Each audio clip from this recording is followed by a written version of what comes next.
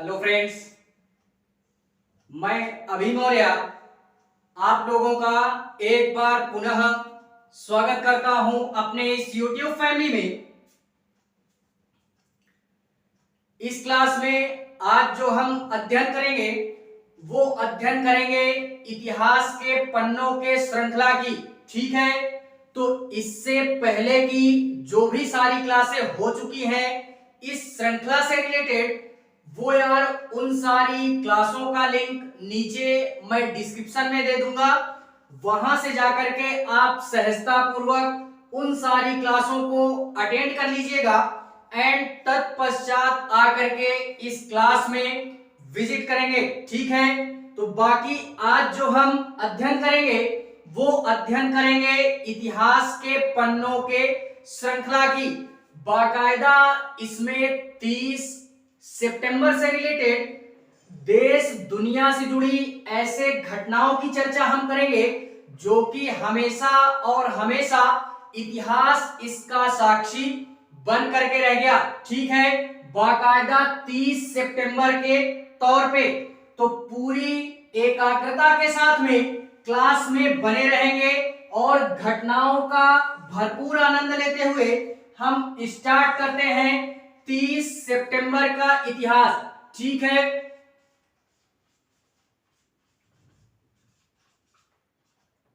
तीस सितंबर की बात करते हैं। इसमें यार बाकायदा अध्ययन करेंगे हम 30 सितंबर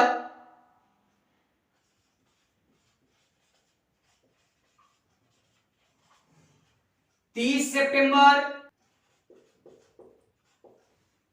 ये जो हमारी तारीख है 30 सितंबर 1898, ये वो तारीख है जो कि बाकायदा इतिहास इसका क्या है, साक्षी है।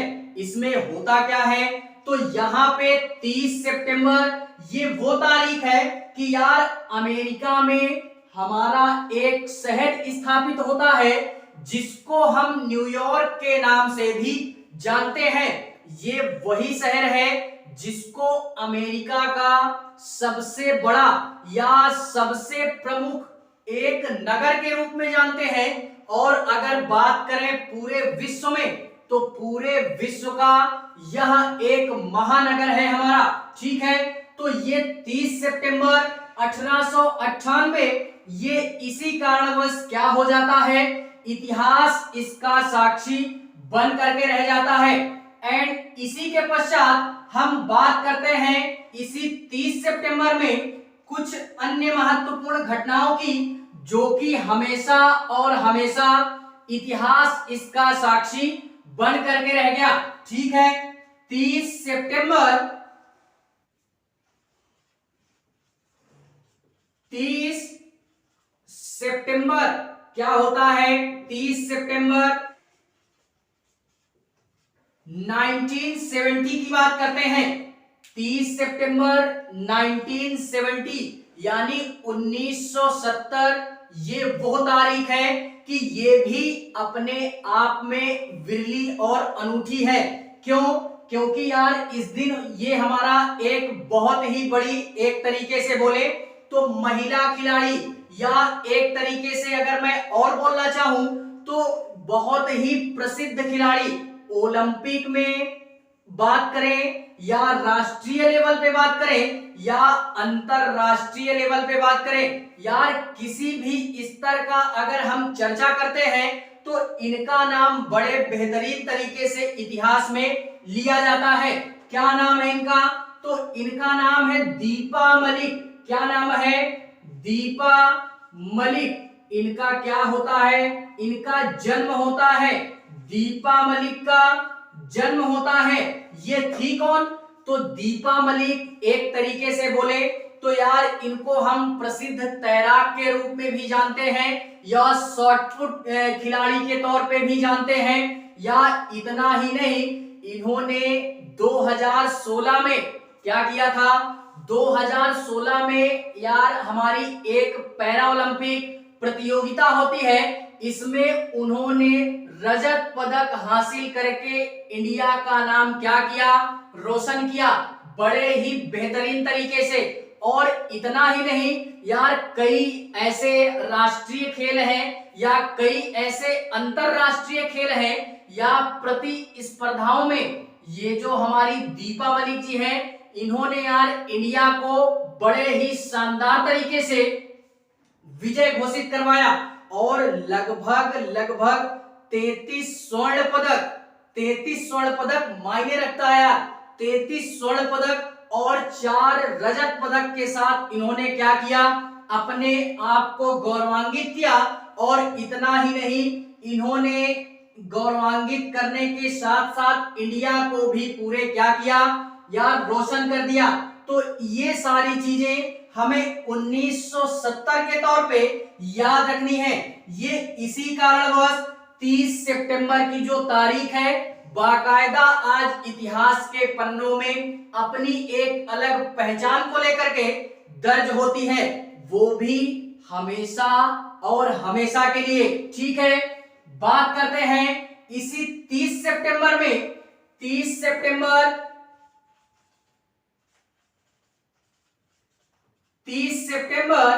1993 की बात करते हैं।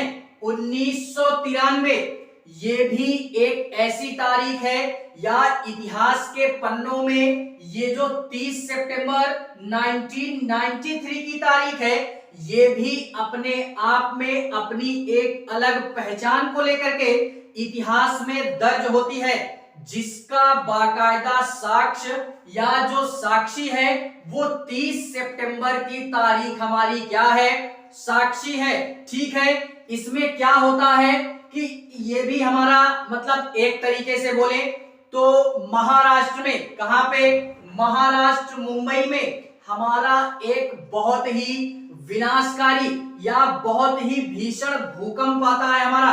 और यह जो भूकंप था यह इतना विनाशकारी था कि जैसे ही ये महाराष्ट्र में आता है तो यार इतना ही नहीं, इसमें कम से कम 10,000 लोगों की मृत्यु होती है। लगभग, एकदम एग्जैक्ट तो नहीं बोल सकते, लेकिन लगभग जो हमको आंकड़ों से पता चलता है वो यही पता होता है कि लगभग 10,000 लोगों की क्या होती है, मृत्यु होती है। और जिसमें इस भूकंप में लगभग और लगभग 33,000 से ज्यादा लोग घायल होते हैं और लाखों लोग बेघर हो जाते हैं। तो इस कारणवश ये जो हमारी तारीख 30 सितंबर 1993 है, ये महाराष्ट्र के इतिहास में अपनी एक अलग पहचान को लेकर के क्या होती है, दर्ज होती है। तो यही हमको इसमें याद रखना है कि महाराष्ट्र में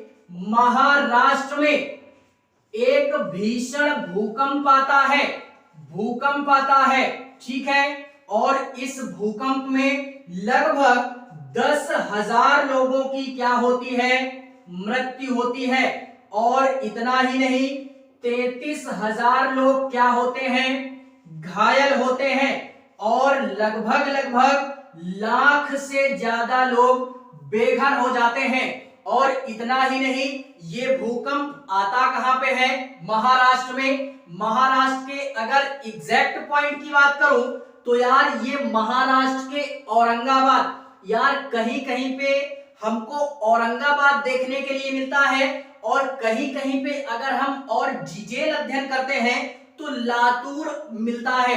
तो हमको दोनों नाम याद रखने हैं, एक हमारा औरंगाबाद एंड दूसरा हमारा लातूर। इसमें कंफ्यूजन क्रिएट नहीं होनी चाहिए, ठीक है। एंड इसी के पश्चात में अगर और बात करूं तो इसी में इस भूकंप का या जो भी हमारे मतलब एक तरीके से बोले जो भूकंप के विशेषज्ञ हैं या भूकंप रोधी जो भी हमारे विशेषज्ञ बैठते हैं, उनके द्वारा ये अनुमान लगाया गया कि ये जो हमारा औरंगाबाद या ये जो लातूर है, यहाँ पे भूकंप तो आया, ये हमने जान लिया, ठीक है। लेकिन अगर इसके केंद्र की बात करें कि यार जाहिर सी बात है कि अगर कोई भी भूकंप आता है तो उसका कोई ना कोई केंद्र रहा होगा। अर्थात कहने से तात्पर्य मेरा ये है कि यार जहां से भूकंप हमारा क्रिएट हुआ उसका कहीं ना कहीं मेन लोकेशन होगा, जहां से उस भूकंप का केंद्र है, तो वो केंद्र हमारा कहां पे था, उस भूकंप का जो हमारा केंद्र था वो 350 मील की दूरी पे, 350 मील की दूरी पे दक्षिण पश्चिम, एक तरीके से बोलूं तो दक्षिण पश्चिम हमारे मतलब जो भी लातूर है उसके दक्षिण पश्चिम, या एक तरीके से जो औरंगाबाद है उससे दक्षिण पश्चिमी हिस्से में हमारा ये केंद्र बिंदु भूकंप का देखने के लिए मिल जाता है। और अगर बात करें तो ये जो भूकंप है इससे यार औरंगाबाद के या लातूर के लगभग और लगभग 40 से भी ज्यादा गांव क्या हुए, एकदम से तबाह हो गए। तो बड़ा विनाशकारी भूकंप था। इसी कारणवश ये 30 सितंबर के तौर पे इतिहास में बाकायदा क्या हुआ, दर्ज होकर के रह गया, वो भी हमेशा और हमेशा के लिए।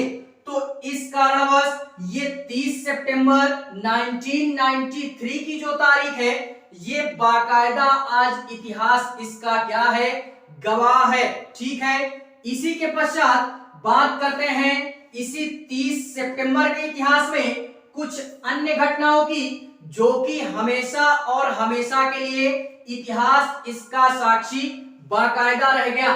ठीक है,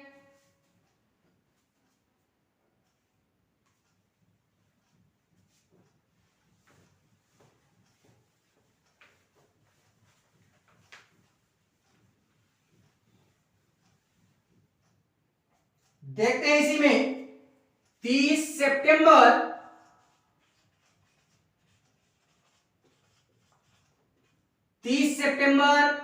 2001 की बात करते हैं।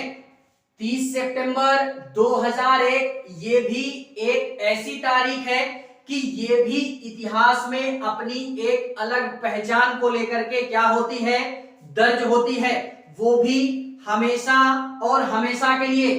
30 सितंबर 2001 में हमारा एक तरीके से बोले एक महाराजा थे।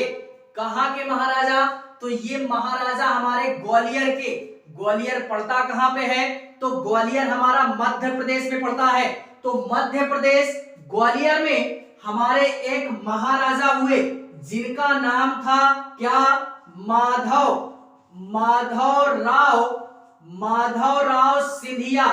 इनका क्या होता है मेरे शेर, इनका होता है निधन होता है। क्या होता है, इनका निधन होता है, यानी ये मृत्यु को प्राप्त होते हैं। और एक तरीके से बोले तो इनकी कोई एज नहीं थी मृत्यु की। मृत्यु होती कैसे है, तो वो मृत्यु होती है कि ये मतलब कहीं पे जा रहे होते हैं, यानी किसी कारणवश कहीं पे ये जा रहे होते हैं, तो इन्होंने यूपी के कानपुर से, या यूपी में हमारा एक जिला पड़ता है कानपुर, वहां पे यार एक हमारा प्लेन क्रैश में इनकी क्या हो जाती है, मृत्यु हो जाती है। यानी हवाई एक तरीके से बोले प्लेन क्रैश हो जाता है, तो उसी में इनकी मृत्यु हो जाती है।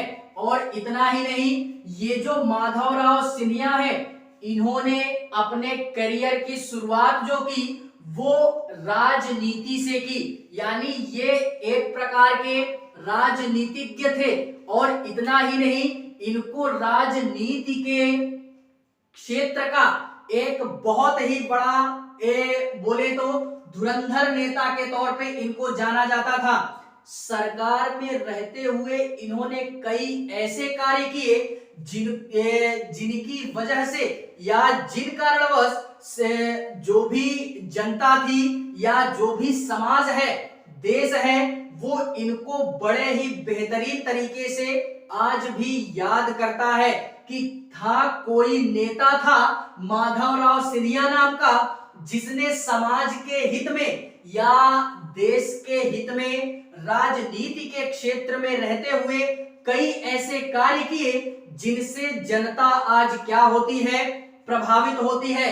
और इतना ही नहीं, ये जो माधवराव सिंधिया हैं, इन्होंने अपने जो राजनीतिक करियर की शुरुआत की थी वो जन धन से की थी, लेकिन अत्यधिक जो राजनीति के क्षेत्र में इन्होंने ज्यादा से ज्यादा जो अपना समय व्यतीत किया वो कांग्रेस पार्टी के तहत रह करके इन्होंने क्या किया, अपना जीवन व्यतीत किया राजनीति के क्षेत्र में। ठीक है, तो इस कारणवश ये 30 सितंबर 2001 की जो तारीख है ये भी बाकायदा आज इतिहास इसका क्या है, साक्षी है। बात करते हैं इसी 30 सितंबर के इतिहास में कुछ अन्य घटनाओं की जो कि देश दुनिया से जुड़ी हुई ऐसी घटनाएं हैं जो कि हमेशा और हमेशा इतिहास इसका साक्षी रहेगा ही रहेगा। ठीक है, देखते हैं इसी में 30 सितंबर 2003 की बात करते हैं। 30 सितंबर 2003 ये भी एक ऐसी तारीख है कि जो अपने इतिहास में एक नए आयाम को लेकर के दर्ज होती है। क्या होता है कि हम लोगों ने नाम अगर सुना होगा तो बेटर है, यानी अच्छी बात है, नहीं सुना तो और अच्छी बात है। देखते हैं कि 2003 में हमारे शतरंज के बेताज बादशाह वो भी इंडिया के कौन थे, तो उनका नाम था हमारा, मतलब एक तरीके से बोले विश्वनाथन आनंद।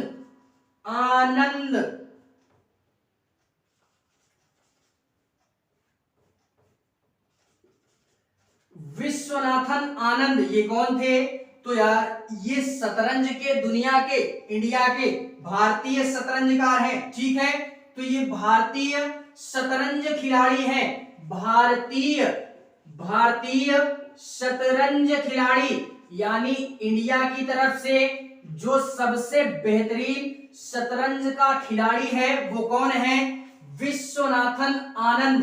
इनको क्या होता है कि इनको एक तरीके से बोले तो विश्वनाथन आनंद जी जो है ये विश्व रैपिड शतरंज चैंपियनशिप में इन्होंने क्या किया था कि पदक हासिल किया था या चैंपियनशिप इन्होंने जीती थी। क्या जीती थी, विश्व रैपिड आनंद जी ने कब जीती थी, 2003 में विश्व रैपिड शतरंज चैंपियनशिप इन्होंने क्या की, जीती थी। और इतना ही नहीं, ये तो जीतते ही हैं, लेकिन ये कई बार अंतरराष्ट्रीय लेवल पे भी ये चैंपियनशिप इन्होंने जीती थी। और ऐसे ही इन्होंने 5 विश्व चैंपियनशिप अपने नाम कर करके रखी है इंडिया की तरफ से। ठीक है, और इन्हीं सारी चीजों को देखते हुए, इन्हीं सारे गुणों को इनको देखते हुए इनको खेल पुरस्कार, जो कि भारत का सर्वोच्च खेल पुरस्कार होता है, वो हमारा था राजीव गांधी खेल पुरस्कार से भी इनको क्या किया गया, सम्मानित किया गया, जो कि सर्वप्रथम इनको ही सम्मानित किया गया विश्वनाथन आनंद जी को।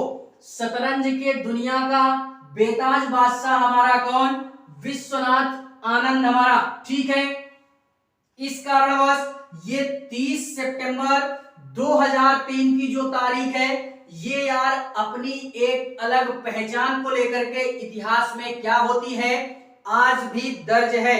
ठीक है, बात करते हैं इसी 30 सितंबर के इतिहास में कुछ अन्य महत्वपूर्ण घटनाओं की, जो कि हमेशा और हमेशा इतिहास इसका साक्षी रहेगा। ठीक है,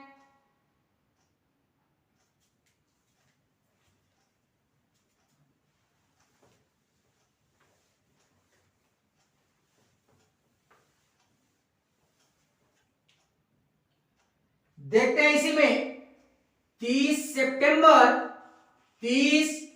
सितंबर 30 सितंबर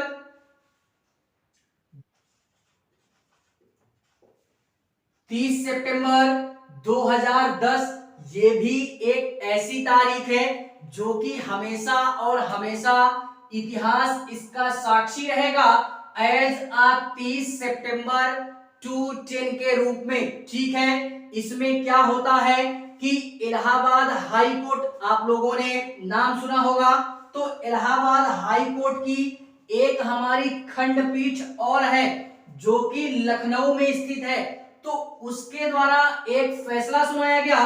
किस पे फैसला सुनाया गया? बाबरी मस्जिद पे। ये यार हम लोगों ने सुना होगा कि ये बहुत ही चर्चा में था कुछ दिनों पहले। क्या था कि इलाहाबाद हाई कोर्ट की एक हमारे खंडपीठ है जिसको हम लखनऊ खंडपीठ के नाम से भी जानते हैं। तो लखनऊ पीठ के द्वारा एक हमारा फैसला सुनाया गया बाबरी मस्जिद के मामले में। बाबरी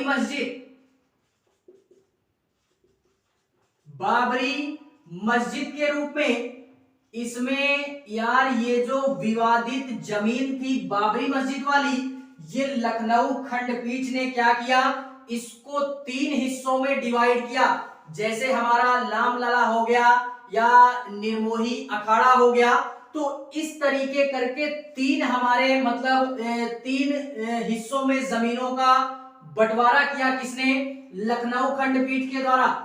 और इतना ही नहीं, इन्होंने जो अपने मतलब एक तरीके से बोले कि जो फैसला दिया ना इन्होंने अपने फैसले का जो आधार बनाया वो पुरातत्वविदों को बनाया, यानी पुरातत्व जो विशेषज्ञ हैं या पुरातत्व विभाग के जो भी हमारे पुरातत्वविद लोग हैं उन्हीं के जो रिपोर्ट उन लोगों ने दी या उनके द्वारा जो भी सारी जानकारियां अवेलेबल कराई गई, वो लखनऊ पीठ के जितने भी हमारे जज वगैरह थे उन्हीं के आधार पे ये बाबरी मस्जिद का क्या किया गया, फैसला सुनाया गया।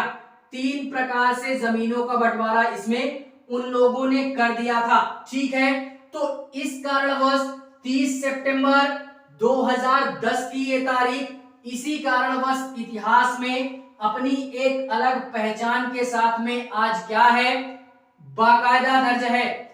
बात करते हैं इसी 30 सितंबर के इतिहास में कुछ अन्य घटनाओं की जो कि हमेशा और हमेशा इतिहास में क्या रहेंगी, दर्ज रहेंगी अपनी एक अलग पहचान के साथ में। ठीक है,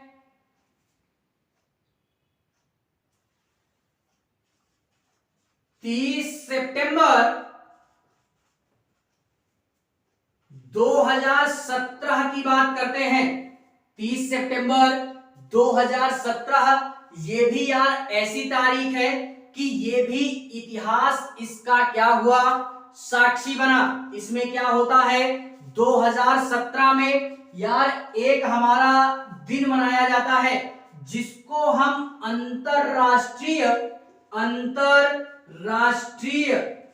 अनुवाद दिवस के नाम से जानते हैं।